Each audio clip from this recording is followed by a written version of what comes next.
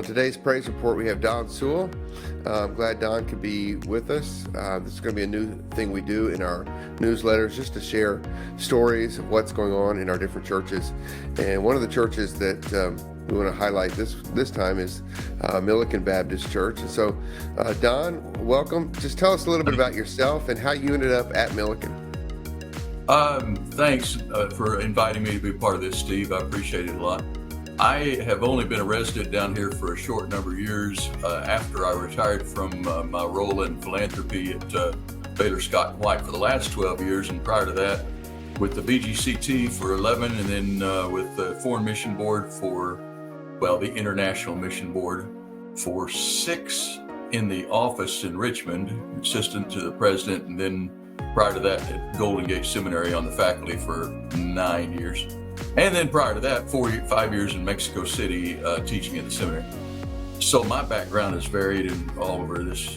And I've done about 24, 25 interim pastorates, and presently I'm at Millican Baptist. And I signed on, in essence, as an interim pastor, knowing that it would be a long haul kind of situation in light of the unusual situation that Millican was at the time. And by virtue of the fact that we are an extremely small church with small resources in a small community, where the people basically know the majority of the residents in the community, we had to figure out ways that we could reach out in the name of Christ to them, and we had to look around and see what our resources were.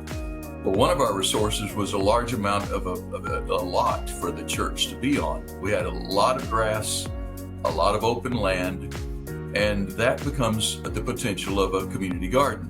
And I'm not here necessarily to tout that all churches should have them, but if you've got the space and the willingness of people to be involved, then it would be a great opportunity for you to reach your community.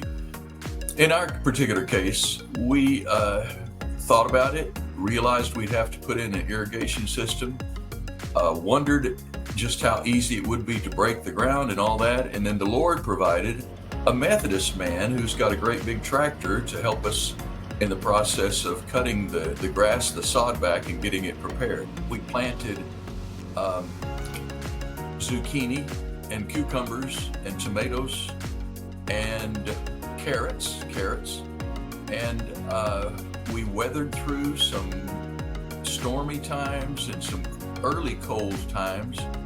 Eventually, it produced a massive amount of vegetables for the community. And that leads into the second discussion, and that is the Mike's Blessing Box. Mike was a member of the church and passed away a 3 years ago. His widow, Betty Sterling, is still there. And she, along with others in the church, thought, what's another way we can reach out to people besides giving them fresh vegetables? We had a non-member of the church, who, by the way, goes to a Jehovah's Witness church, create and build the box itself, the large storage cabinet. We had him paint it, and it looks very nice, appropriate for even close by the front door of the church. And what's in it? Our own members they realize that we have a lot of people in the community who are existing on Social Security, a lot of senior adults, a lot of minimal salaried people, and it's not easy for them to maintain and continue managing life day after day. And so anything can be helpful in the blessing box. We've had lots of toiletries in there, lots of dry canned goods and dry packaged goods of foodstuffs in there, first aid material in there, beauty material in there, the toiletries for women and for men, and it's constantly used. Now, our smaller, just this last Saturday, our smaller display box, which is about a 3 foot by 3 foot area over at the post office, they kindly let us use. It was filled twice in one day and emptied out twice in one day at the post office.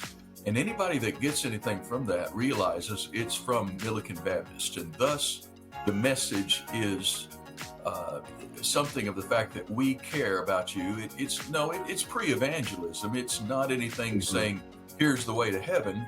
but it does speak to the great commandment of loving God with all your heart, soul, mind, and strength, and loving your neighbor as yourself.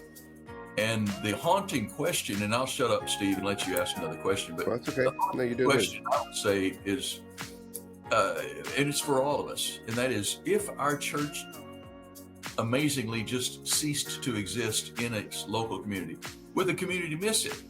And I know you've all thought of that, but it's a probing and haunting question. And so we're hoping that we're making a bigger impact on Millican, again, possibly pre-evangelism, by means of the community garden as well as the Mike's Blessing Box.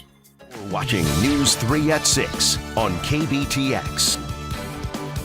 The legacy of one man from Millican lives on today, bringing blessings to the community. Mike Sterling was known for his dedication to the community and giving nature, helping anyone who might need it. In 2019, he passed away after battling cancer. So his wife and son wanted to honor his memory. In lieu of flowers, they collected donations to build a basketball court at the community center, but that didn't stop there. There is now a blessing box at the Millican Baptist Church that is filled with food for anyone to come and take. It is called Mike's Blessing Box. Mike would do anything for anybody. He did not see race, he did not see money, or he did not see anything. He saw with his heart.